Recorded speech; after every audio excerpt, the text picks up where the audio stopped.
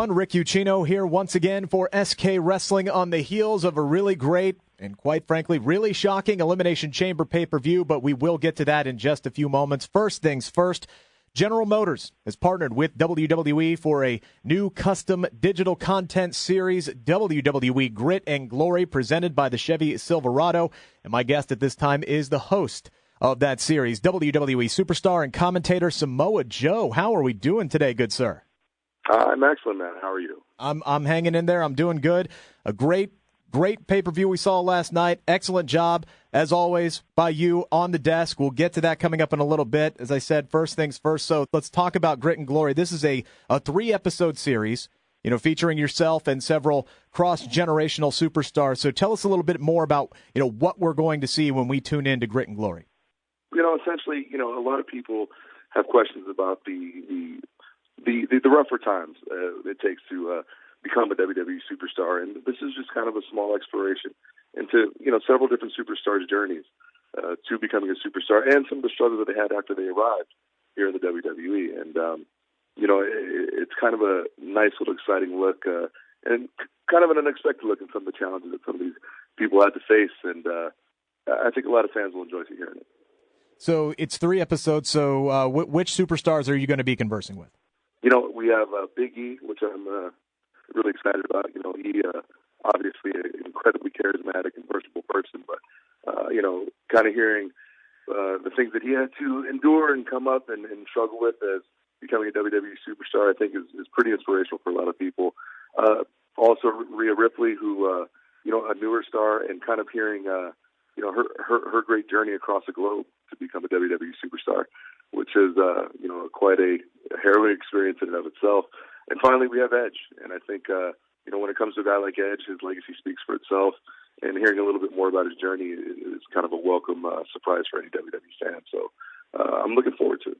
Yeah, I think this is a really cool thing that Chevy is helping put on. One, because I'm a WWE documentary nerd, and especially the ones that have come out recently. They've all been massive home runs. But it's also amazing to hear everybody's story on how they got to WWE and what it took to make it, because almost no 2 stories are alike. And I'm assuming we're going to hear 3 very different tales on Grit and Glory. Oh, yes, you will. And from 3 very different individuals and characters who I think run the gambit as far as coming from a variety of different places. I mean, Edge from his time in Canada and trudging up to the great native reservation shows and in the coldest, most frigid parts of the Canadian wilderness, to Rhea Ripley, essentially working her way across an ocean to find herself here in the United States. And Big E, I mean, just a really harrowing tale of a guy having enough confidence in being himself to become the Big E that we know today, and which is a product of the New Day. Which I think if those 3 men didn't act like themselves out there, the New Day would have never worked. New series launches this Wednesday on The Bump, so you can see it on WWE's network, YouTube, and all the social media platforms. And you alluded to this a little bit earlier. I think this is also really great for those who are aspiring to be pro wrestlers out there, because you see this across many professions, but in wrestling especially, a lot of younger people just don't realize how much work, how much sacrifice it takes to even get a tryout with WWE. Even some of the best talents in the world, and I think, yourself, AJ Styles, those are prime examples. It can take years of scratching and clawing to get to WWE, and this is going to be, a way to showcase just some of those stories. And I think essentially that's why I was so drawn to this project, because, when you talk about,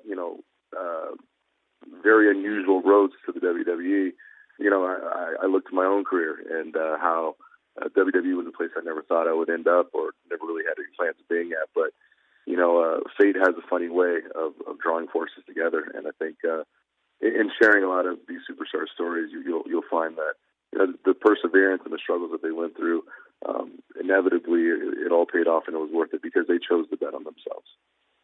And I think also, too, when you look at the talent today, the pool is so much deeper, than it's ever been. You have so many guys and girls nowadays who are bigger, faster, stronger, more athletic.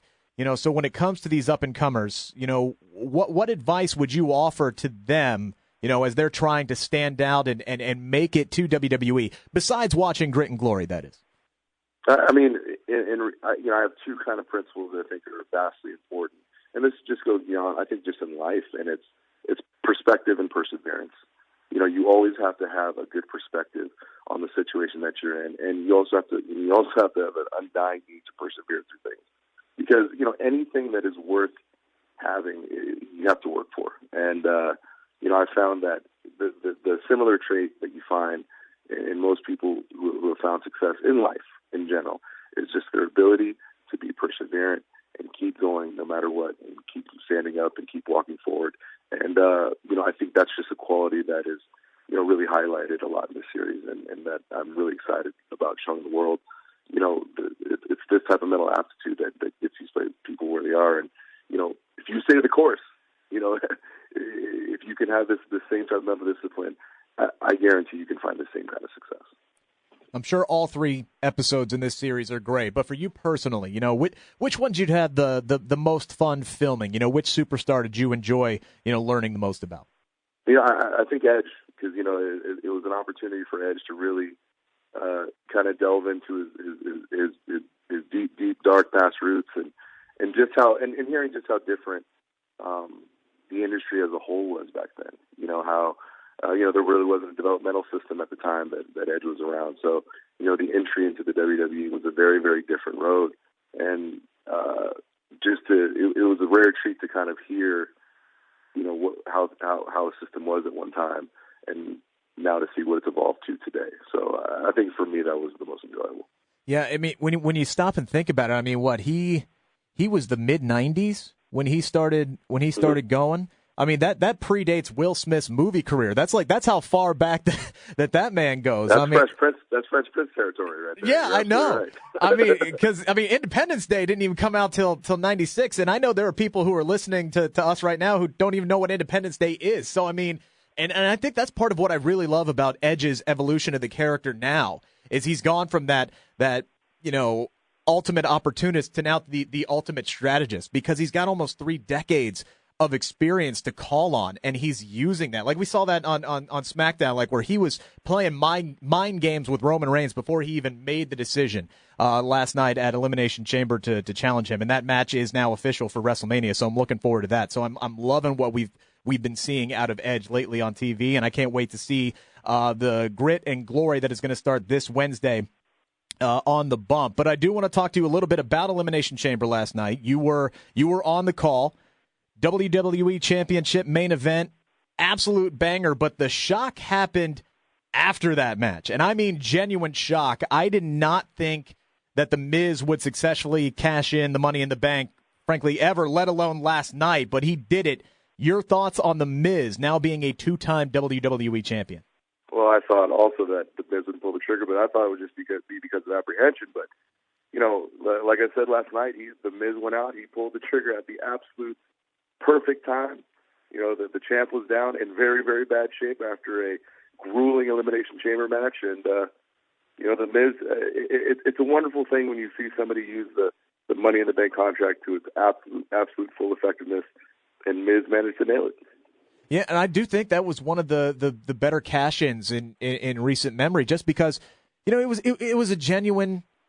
Like I said, it was genuine shock. Like, I would not have expected. Here we are, less than 2 months away from WrestleMania at this point, and The Miz is now the WWE champion. And frankly, that throws everything into chaos with that title picture.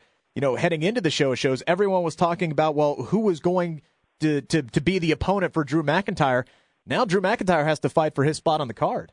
Yeah, and I mean, right now I'm walking into a Raw, which I know is going to be a chaotic extravaganza, just because the whole landscape for WrestleMania has changed so drastically, and I'm anxious to see what the fallout from tonight will be. The Miz did get a huge assist from Bobby Lashley. Yes, he lost the U.S. title last night, but this is a guy who is firing on all cylinders right now. I find it very difficult to think of anybody who has been just booked better over the last few months. Do you get the feeling that he's finally on the verge of getting his moment, his run at the top? I've had experience with Bobby Lashley in several different places. And I know this is the best version of Bobby Lashley I've ever seen in my life. Just focused, hyper aggressive all over his opponents. I mean, he's a presence out there, and I mean, it's getting to the point where Bobby Lashley is becoming undeniable. And I think, despite the results of the United States title match, Bobby's asserted himself onto a new plane and a new level, and Drew McIntyre has a lot of problems to deal with now. Absolutely. Again, you were on the call last night, and I genuinely believe you do a fantastic job on commentary. You have taken to that position as like a duck to water. What is that transition been like for you, and what's this experience being at the desk been like for you? It's been a fun experience, and that you get to be the voice of Raw, which I think is a rare opportunity that's afforded to very few people.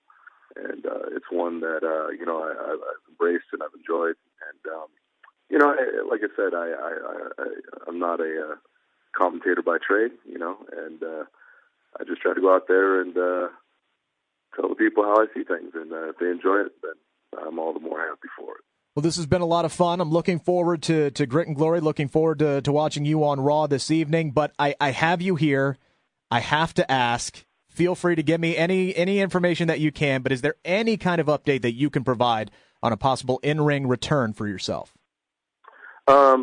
As far as the timetable, no. But, I just want to reassure people that, at this point, WWE Medical is doing the best for my health and my well-being, and I'm appreciative of it. So we're taking our time. We're making sure that I'm as healthy as I can be, and we are. I think that's just essentially it. I'm not putting a timetable on it because this type of injury is not something that I want to rush, obviously for obvious reasons.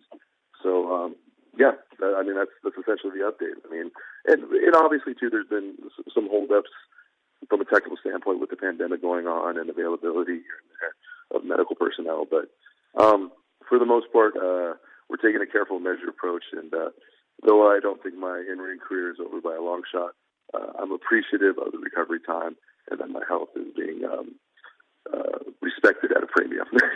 Absolutely. Great stuff, man. I appreciate it. I'm looking forward to your in-ring return. I know I spent so many days in 2020 just hoping you would be the guy to bounce off of that table and smack the taste out of Seth Rollins' mouth. I was really hoping that was going to be what would happen, but when it happens, it's going to be great, and good luck moving forward, sir. Thank you, man. Appreciate it.